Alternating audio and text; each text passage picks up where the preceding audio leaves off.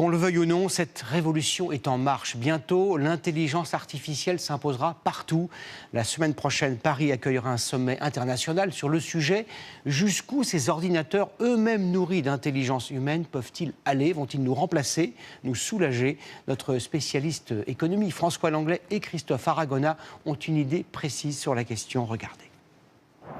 Tout a commencé avec l'arrivée, il y a 2 ans, de machines capables de créer des phrases, des images, voire des raisonnements comme le fameux ChatGPT.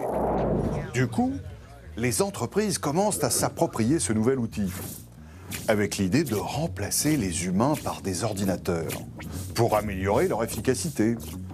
Une machine coûte en effet moins cher qu'un salarié, car elle ne dort jamais et ne prend pas de vacances.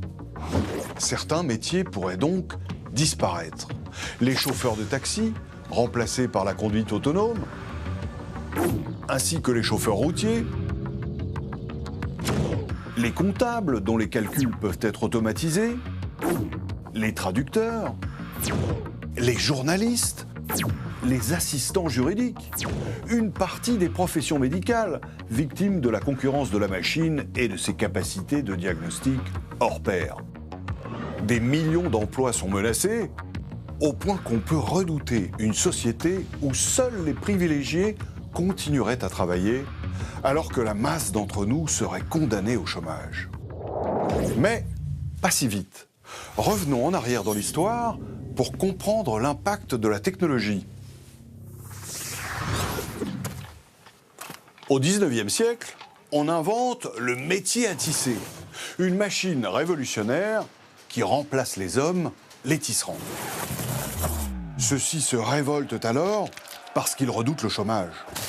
À Lyon, ce sont les canuts qui cassent les métiers à tisser en 1831. Et pourtant, la mécanisation du tissage permettra de diminuer considérablement le prix des vêtements. Du coup, les ménages en achèteront davantage dans les nombreux magasins qui vont alors se créer.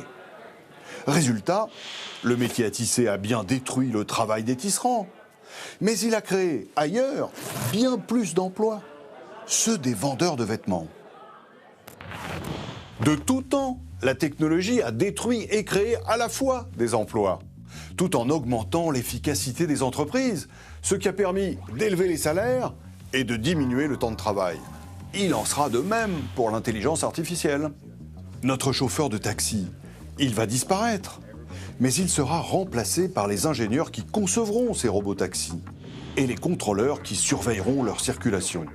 Certains experts pronostiquent même la création de centaines de millions de nouveaux emplois dans le monde grâce à l'intelligence artificielle.